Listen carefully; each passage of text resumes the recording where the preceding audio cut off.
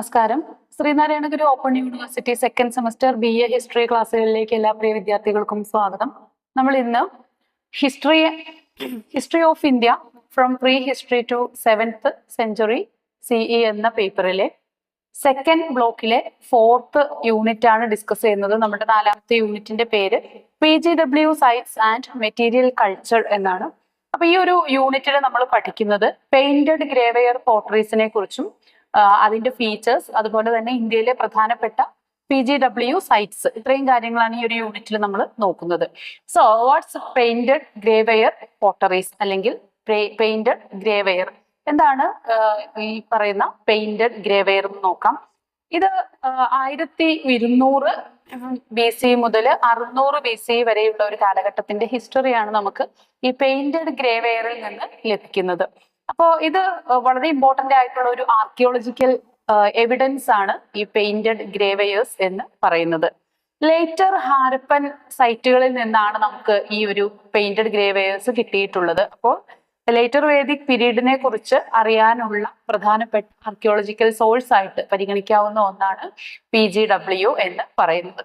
പിന്നെ ഈ PGWന്റെ PGW കൾച്ചറിന്റെ പ്രധാന ഫീച്ചേഴ്സ് എന്തൊക്കെയാണെന്ന് നമുക്ക് നോക്കാം. അതായത് ഒന്നാമത്തെ ഫീച്ചേഴ്സ് പോട്ടറി തന്നെയാണ്, കളിമൺ പാത്രങ്ങൾ. ആക്ച്വലി PGW പെയിന്റഡ് ഗ്രേവെയർ പോട്ടറീസ് എന്ന് പറഞ്ഞാൽ അത് കളിമൺ പാത്രങ്ങളാണ്. ഒരു പെക്യൂലിയർ ക്വാളിറ്റി ഉള്ള കളിമൺ പാത്രങ്ങൾ ഉണ്ടാക്കി ഉപയോഗിച്ചിരുന്ന ഒരു കാലഘട്ടം. ആ കാലഘട്ടത്തെ കുറിച്ചുള്ള ചരിത്രം നമുക്ക് ലഭിക്കുന്നത് ഈ PGW അതിന്റെ എക്സ്കവേഷനിലൂടെയാണ്. അപ്പോൾ ആ ഒരു കാലഘട്ടത്തെ മൊത്തത്തിൽ നമ്മൾ ഒരു മുൻ അധ്യായത്തിൽ പറഞ്ഞിട്ടുണ്ട്, ഓരോ കാലഘട്ടത്തെയും നമ്മൾ അതിന്റെ പെക്യൂലിയർ ആയിട്ടുള്ള ടൂൾസിന്റെ പേരിലാണ് അറിയപ്പെടുന്നത്. അതുകൊണ്ടാണ് ശിലായുഗം, പലതരത്തിലുള്ള ശിലകൾ ഉപയോഗിച്ചതിനനുസരിച്ച് ശിലായുഗത്തിൽ മാറ്റം വരുന്നത്. അതുപോലെ OCP കൾച്ചറിനെ കുറിച്ച് നമ്മൾ പറഞ്ഞു. അതുപോലെ തന്നെയാണ് PGW കൾച്ചർ. ഇപ്പൊ ലേറ്റർ വേദിക് പീരീഡിൽ യൂസ് ചെയ്തിരുന്ന ഒരു പോട്ടറി വിഭാഗത്തിൽ പെട്ടതാണ് PGW. അപ്പോൾ ഇതിന്റെ PGWന്റെ ഒരു പ്രത്യേകത എന്ന് പറഞ്ഞാൽ വളരെ ഫൈൻ ആയിട്ടുള്ള, അതുപോലെ തന്നെ വീല് കൊണ്ട് തന്നെ ഉണ്ടാക്കിയ, കുംഭാരന്റെ ചക്രം ഉപയോഗിച്ച് തന്നെ ഉണ്ടാക്കിയെടുത്തിട്ടുള്ള കളിമൺ പാത്രങ്ങളാണ് ഇവിടെ ഉപയോഗിക്കുന്നത്. അതായത് ആദ്യ കാലഘട്ടത്തിലൊക്കെ കൈകൊണ്ട് കുഴച്ച് മണ്ണ് ഷേപ്പ് എടുത്ത കളിമൺ പാത്രങ്ങൾ ഉണ്ടാക്കി ഉപയോഗിച്ചിരുന്നു. കാര്യമായിട്ട് ഷേപ്പ് ഇല്ലാത്ത, ഉറപ്പ് കുറവുള്ള പാത്രങ്ങളായിരുന്നു അവ.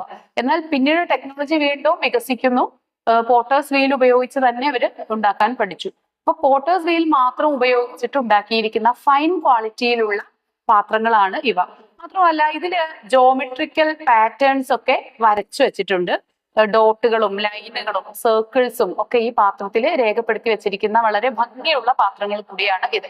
ഇനി ഇത് മെയിനായിട്ട് ഈ പാത്രങ്ങൾ യൂസ് ചെയ്തിരുന്നത് ഡൊമസ്റ്റിക് പെർപ്പസിന് തന്നെയായിരുന്നു. ഭക്ഷണം ഉണ്ടാക്കാന്, സാധനങ്ങൾ സൂക്ഷിച്ചു വെക്കാന്, വെള്ളം ശേഖരിക്കാൻ, ഇതിനൊക്കെയായിരുന്നു ഈ പാത്രങ്ങൾ ഉപയോഗിച്ചിരുന്നത്. ഇനി അന്നത്തെ സെറ്റിൽമെന്റ് പാറ്റേൺ പരിശോധിച്ചാൽ വളരെ ചെറിയ ഫോർട്ടിഫൈഡ് ആയിട്ടുള്ള, കോട്ട കെട്ടി സംരക്ഷിച്ച ചെറിയ ഒരു പ്രദേശത്തായിരുന്നു താമസം ഉണ്ടായിരുന്നത്. ഓരോ അതാത് ഗോത്രങ്ങളെ സംരക്ഷിത പ്രദേശങ്ങളിലാണ് അവര് താമസിച്ചിരുന്നത്. ഇനി പ്രധാനമായിട്ടും ഒരു അഗ്രേറിയൻ സെറ്റിൽമെന്റ്സ് ആയിരുന്നു ഇവ. ഇനി അന്ന് അയണിന്റെ യൂസ് ഏറ്റവും വ്യാപകമായിട്ട് അയൺ വെപ്പൺസ് ഒക്കെ അവർ ഉപയോഗിച്ചു തുടങ്ങിയ ഒരു കാലഘട്ടം കൂടിയായിരുന്നു ഇത്. ഇനി അഗ്രികൾച്ചർ വളരെ വികാസം പ്രാപിച്ച കാലഘട്ടമായിരുന്നു. അരിയും ഗോതമ്പും ബാർലിയും അതുപോലെ മില്ലറ്റ്സും ഒക്കെ പ്രൊഡ്യൂസ് ചെയ്തിട്ടുള്ള ഒരു കാലഘട്ടമായിരുന്നു. ഇറിഗേഷന് വേണ്ടിയിട്ട് ജലസേചന സൗകര്യങ്ങൾ വളരെ നല്ല രീതിയിൽ, മികച്ച രീതിയിൽ അവർ ജലസേചന സൗകര്യങ്ങൾ ഏർപ്പെടുത്തിയിരുന്നു. ചെറിയ കൈത്തോടുകൾ വെട്ടിയിട്ട് അവരുടെ കൃഷിയിടത്തിലേക്ക് വെള്ളം കൊണ്ടുപോകാനുള്ള സംവിധാനങ്ങൾ ഏർപ്പെടുത്തിയിരുന്നു. ഇത് മുൻപൊക്കെ OCP കൾച്ചറിലൊക്കെ വെള്ളമുള്ള പ്രദേശത്ത് കൃഷി ചെയ്യുന്ന രീതിയാണ് അവലംബിച്ചിരുന്നത്. എന്നാൽ PGW കൾച്ചർ ആവുമ്പോഴത്തേക്കും അവരുടെ കൃഷിയിടം എവിടെയാണോ അങ്ങോട്ടേക്ക് വെള്ളം എത്തിക്കാനുള്ള സംവിധാനങ്ങളാണ് ഇവര് നോക്കിയിരുന്നത്. അപ്പോൾ വളരെ വികാസം പ്രാപിച്ചു വരുന്ന ഒരു കാലഘട്ടമായിരുന്നു. ഇനി അന്നത്തെ സോഷ്യൽ ഓർഗനൈസേഷൻ എന്ന് പറയുന്നത് വളരെ സ്ട്രാറ്റിഫൈഡ് ആയിട്ടുള്ള ഒരു സോഷ്യൽ സ്ട്രക്ചറാണ് ഫോളോ ചെയ്തിരുന്നത്. അതായത് അധികാരം കൈയാളിയിരുന്ന ഉപരിവർഗം, അവര് ഒരു പ്രത്യേക സ്ട്രാറ്റ, ദെൻ അതിന് താഴെ ഒരു കുറച്ചുകൂടി സമ്പന്നരായിട്ടുള്ള കർഷകരൊക്കെ അല്ലെങ്കിൽ കച്ചവടക്കാരൊക്കെ ഉൾപ്പെടുന്ന മറ്റൊരു സ്ട്രാറ്റ.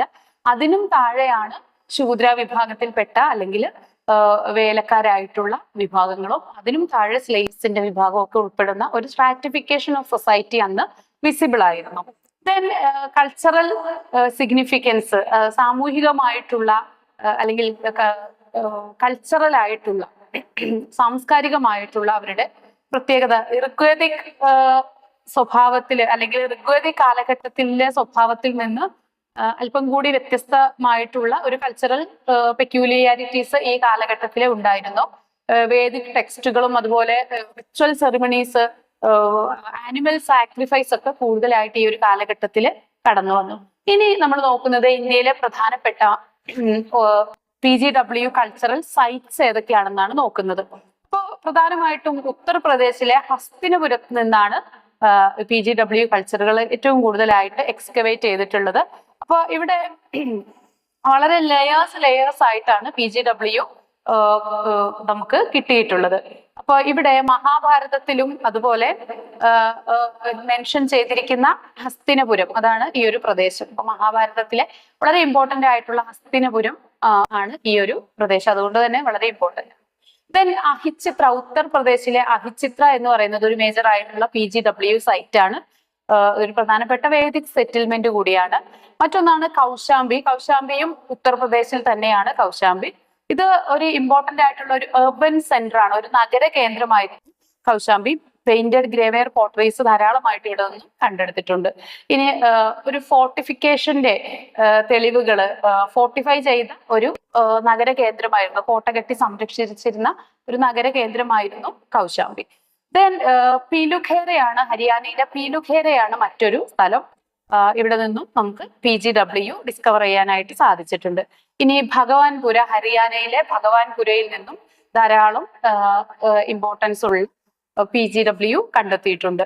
ദെൻ ത്രാഞ്ചിഖേഡയാണ്, ഉത്തർപ്രദേശിലെ ത്രാഞ്ചിഖേഡയിൽ നിന്ന് അരി ഉൽപ്പാദിപ്പിച്ചതിന്റെ, നെൽകൃഷി ചെയ്തതിന്റെ, അതുപോലെ അയൺ ടൂൾസ് ഒക്കെ ധാരാളമായിട്ട്, ചൂണ്ടക്കൊളുത്തുകള്, പ്ലഫില് നമ്മൾ കലപ്പയിൽ ഉപയോഗിക്കുന്ന ചെറിയ കൊളുത്തുകൾ, ഇതിന്റെയൊക്കെ സൂചനകൾ ത്രാഞ്ചിഖേഡയിൽ നിന്ന് കിട്ടിയിട്ടുണ്ട്.